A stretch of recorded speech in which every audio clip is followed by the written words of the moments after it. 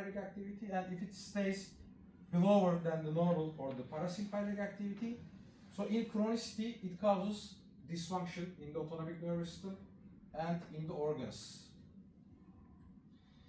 Chronic stress can cause inflammation in the body. For decreasing inflammation, you should control the stress level, and atherosclerosis we have told, and lipid peroxidation, blood pressure, elevation of the glucose level, reactive oxygen species, here you can see, and again inflammatory markers increase in the body. So eventually causes endothelial dysfunction, but they all cause different things in the body also, like inflammation. And inflammation nowadays, the common pathway for the stress-related disorders, chronic mild hyperinflammation, it's said like that. So you cannot detect inflammatory markers in the blood, maybe. There is always a mild inflammation, but you cannot detect the inflammatory markers. But in the chronic periods, the stress and the chronic mild inflammation causes hypertension, atherosclerosis, insulin resistance, depression, Parkinson disease, and even cancer. Cancer is related with stress and the chronic mild hyperinflammation. Also, microbiota is very important. I can show also videos from YouTube, I think. It's okay? YouTube videos, you can show it? Yeah, of course. Okay, thank you. So, the microbiome is very important for regulating stress and neuroinflammation. The second brain, nowadays it's said, but they have a crosstalk with the brain actually, not only controlling our bodies, the microbiota. Brain also can control microbiota, but the transmission is done with the vagus nerve. So it's called as, do you know the name? Gut and brain axis, it is called. The brain controls microbiota, and microbiota also controls brain. So it is again like that. The stress affects the brain and it affects the microbiota, and also microbiota can affect the stress perception. So if you have good microbiota in your intestine, the same stress may not be affecting you like the others because you have good bacteria in your intestine. Or if you have bad bacteria in your intestine, then your stress perception can be high. So how can we control our microbiota or our autonomic nervous system? So if we cannot control it, then autonomic nervous system dysfunction persists in the body. So the disturbance of the activity in the sympathetic and parasympathetic systems we see. Secondarily, organ dysfunction and decreased capacity due to increased resting activity, mostly the sympathetic.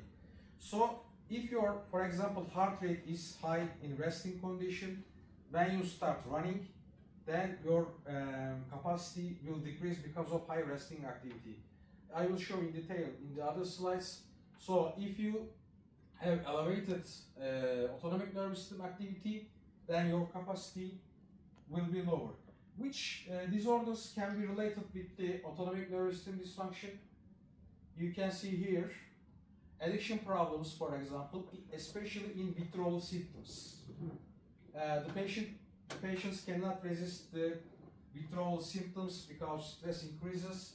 So for calming down, they take the drugs again, or the addictive material, what does it, I don't know, or the addiction people, but maybe alcohol, maybe other drugs.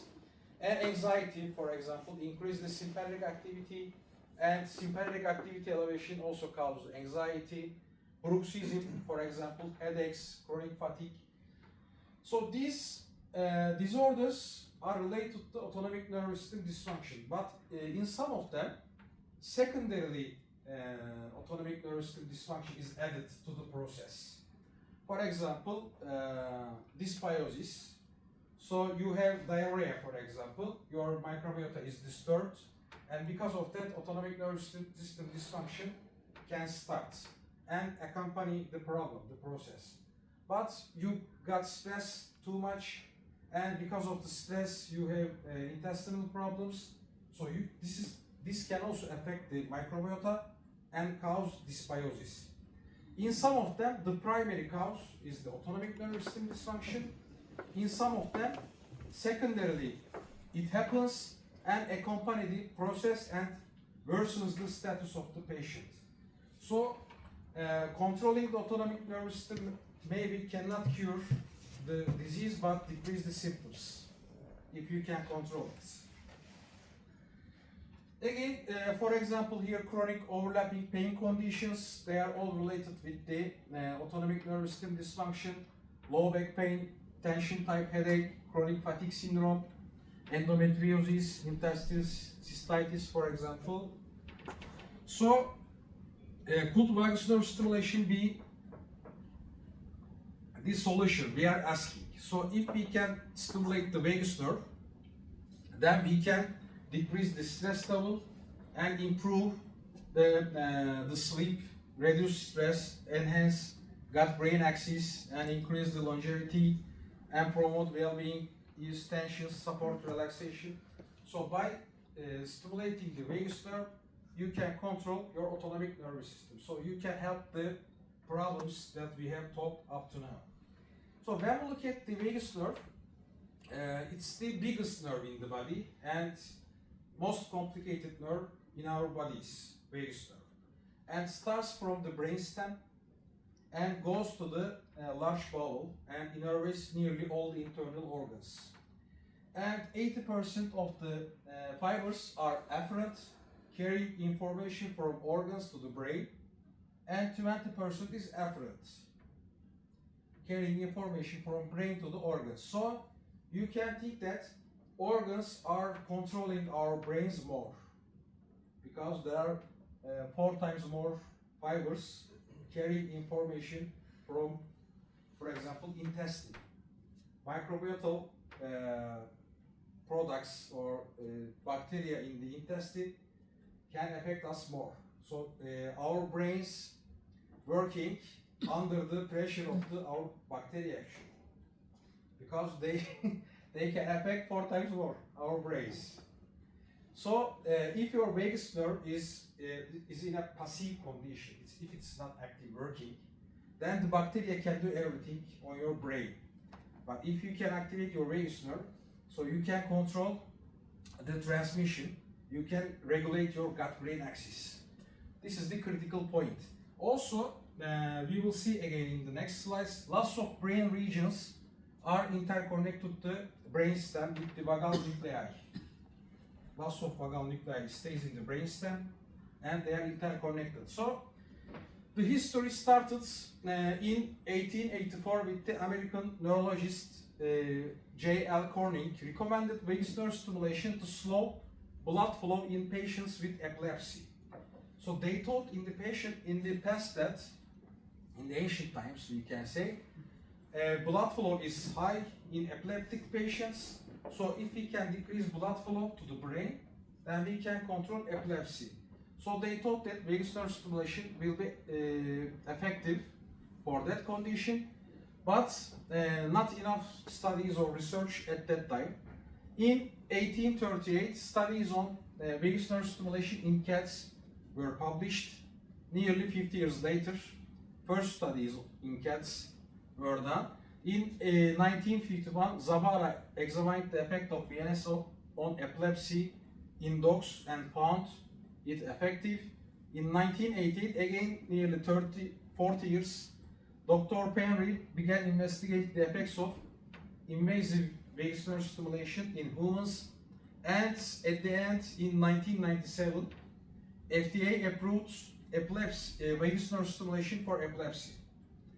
And after approval of the vagus nerve stimulation for epilepsy, they saw that the epileptic patients also lose their depression levels. Okay, their depression also cured by the vagus nerve stimulation. Then lots of research done related with depression, and in 2005 FDA approved vagus nerve stimulation for depression. So you can cure epilepsy and depression with vagus nerve stimulation. Also,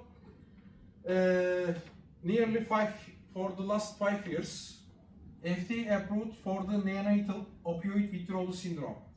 Newborn babies, the mother used addictive drugs during pregnancy, So unfortunately, after the baby was born, he or she is addicted to the drugs. So for treating the withdrawal symptoms or withdrawal syndrome, vagus nerve stimulation is applied to the babies, newborn babies. And for the headaches, vagus nerve stimulation is also FDA approved, and for stroke. And last year, the last rheumatoid arthritis, it is approved for the rheumatoid arthritis. So we can see lots of effects, lots of different diseases.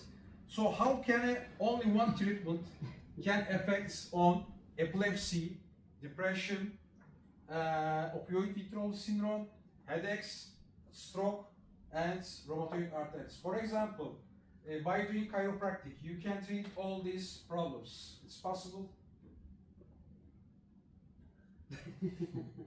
Yeah, but like, I wouldn't. So for you, for example, you are a manipulative therapist. I think we can affect a lot of things, but it's really complicated. Sometimes we can lower the symptoms, but it's not very interesting. Yeah. Actually, It is the problematic for the vagus nerve stimulation. Do you have a question? Oh, sorry. It is the problematic part for the vagus nerve stimulation, because when I am talking this, other doctors or health professionals, for example, they cannot believe. They always say that one treatment cannot solve all the problems in the body. So it's hard to believe, and it's actually, I can say, a neglected part of the medicine, autonomic nervous system and the vagus nerve stimulation. You can see that in 1997 it is approved, the starting point, and 25 years old treatment, we can say. So it's a very new treatment method, and it is done invasively for epilepsy and depression in these years. But there's a branch of the vagus nerve in our bodies, superficially it exists. Do you know where it exists superficially? Yes, ear. And also where it exists? Not so superficial, but you can touch or reach if you want with your fingers. Rear of the tongue, also this taste is transmitted with the vagus nerve, the rear of the tongue. So there are some protocols, we can say, putting an electrodes rear part of the tongue and stimulating the vagus nerve. But the better way is stimulating probably here. It's more That's easy. actually true, because one chiropractor treated me, and to find the problem he put a finger in the mouth and he found where is the problem, and I was like, what are you doing? I didn't realize. But yeah, and fun fact is, because someone mentioned that with the breathing we can activate the vagus, and if you add sound S with the breathing, you will get better effect, because our vocal cells are made from the same cells in the stomach and in the pelvic. So, for example, women that have pelvic problems or with other things, so they can just activate and stimulate, and they will have effect. Yeah, true. Vocal cord is also innervated by the vagus nerve. Our intestines are also innervated by the vagus nerve, so they are interconnected to each other. Yeah. So if you regulate your vagus nerve, if you can increase the activity of your vagus nerve, then you can control all these diseases and all the other symptoms related to autonomic nervous system. I was wondering, you said one treatment. Do you mean like one session, or do you mean like following up? Following up, the method I am saying, not only one session. No, okay, the that's methods. Because I'm thinking, because if you have like chronic stress or something, you probably have to repeat it anyway. It's very Of course, true. I am saying the methods, not only one session. So, left cervical vagus nerve stimulation invasively was done firstly for the drug-resistant depression and epilepsy, because the right cervical vagus nerve is more related to heart. So if you stimulate the right parts, you can decrease heart rate and blood pressure. So the left side is preferable. So the left side is done for the epilepsy and depression. But for the heart failure, the right cervical vagus nerve is stimulated invasively, but it is approved in Israel only. The Israel government pays the devices, device insurance, we can say, for the heart failure, but it's only valid for Israel. In other countries, in Turkey, for example, the government pays the prices, or the insurance pays the prices for the depression and epilepsy treatments invasively. In Turkey, epilepsy is paid by the government, but depression is not, but it changes countries. In Norway, maybe two of them is paid by the government or insurance. I don't know. The vagus nerve appears to be important in the relationship between depression, inflammation, metabolic syndrome, and heart disease, because vagus nerve is connected to each organ and system in these diseases. So let's look at the advantages of the stimulation of the vagus nerve. The vagus nerve is a cranial nerve, so it's a cranial neuromodulation method similar to transcranial magnetic stimulation and transcranial direct current stimulation or transcranial alternative current stimulation. So if you stimulate from the extremities, arm or legs, for example, what is the difference between stimulating from here, trigeminal nerve here in the forehead, for example? If you put an electrode here and stimulate, and if you put an electrode here, stimulate, the patient feels the current, but there is a difference on brain. The brain activities are different. What is the reason for that? What may be the reason? Because there is a spinal cord. The stimulus from the arms and legs go to the spinal cord. Spinal cord is a filter. So again, a synaptic connection in the spinal cord. Then after that, the stimulus goes to the brain. So spinal cord affects the stimulus, changes the activity. So the brain knows that the stimulus is coming from the spinal cord. But if you stimulate the vagus nerve from your ear, or if you stimulate the trigeminal nerve from the forehead, the stimulus goes directly to your brain. So the brain activities change immediately. So there is no filter for that. So it's more active for changing the brain activity according to arm or leg stimulation. The vagus nerve makes up the 80%, 85% of the parasympathetic nervous system, so more effective according to other autonomic nerves. You can regulate the autonomic dysfunction. It's the more effective way for regulating the autonomic nervous system, and also provides the connection between the brain and internal organs, so may affect organ functions directly or indirectly. This can be an advantage if you do it correctly, but if you don't do the stimulation correctly, this can be a disadvantage because side effects can be seen. The patient say that my heart rate decreased or blood pressure decreased if you don't do it correctly. And also anti-inflammatory. All the studies up to now showed that in animal studies, in human studies, it doesn't matter. If you stimulate your vagus nerve, your inflammation decreases in your body. So if you have hyperinflammation in your body, in all autoimmune diseases, rheumatoid arthritis, systematic lupus erythematosus, or systemic sclerosis, in all autoimmune diseases, Hashimoto, thyroiditis, for example, you can apply vagus nerve stimulation because it decreases inflammation in the body. So the sites for stimulating the vagus nerve, auricular, because there is a branch, superficial branch in the ears, and you can do it superficially or invasively in the cervical region. There are also devices stimulating the vagus nerve from the neck region, and also intra-abdominally or gastric electrical stimulation. But these are not common, so common, only done in the studies, research.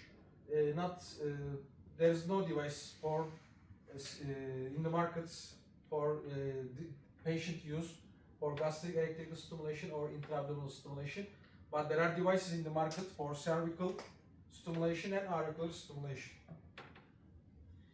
So here you can see the invasive stimulation.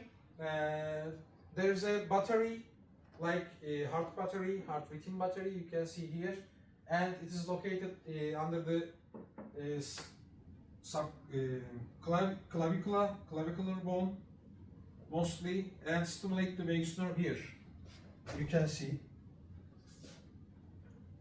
So invasive vagus nerve stimulation, there is a high cost for it, and there are lots of complications because of the surgery, hematoma, infection, and the most seen side effect and serious side effect is the vocal cord paralysis, and also device-related problems can be seen, and side effects: hoarseness, voice change, dyspnea, bradycardia, asystole. These can be seen in cervical invasive vagus nerve stimulation. You can see here the coils. The nerve is surrounded by the coils for electrical stimulation, and here we can see the auricular branch of the vagus nerve. It is on the external parts of the auricle, in the external acoustic meatus, actually tragus part, Simba concha part, and concha part. Here you see the vagus nerve is located. If you put an electrode here and stimulate from here, you can stimulate the vagus nerve, and the stimulus goes directly to the brainstem, the nuclei of the vagus nerve, and then it is transmitted to other brain regions, mostly the insula, prefrontal cortex, anterior cingulate cortex, amygdala, thalamus, hypothalamus, locus coeruleus, for example. So these nuclei are related to which system in the brain? Limbic. Have you heard limbic system? So emotion-related system in the brain. If you stimulate your vagus nerve, you can control your emotions. You can affect your emotional system, limbic system in the brain, and also prefrontal cortex and insula are the regions related with the autonomic nervous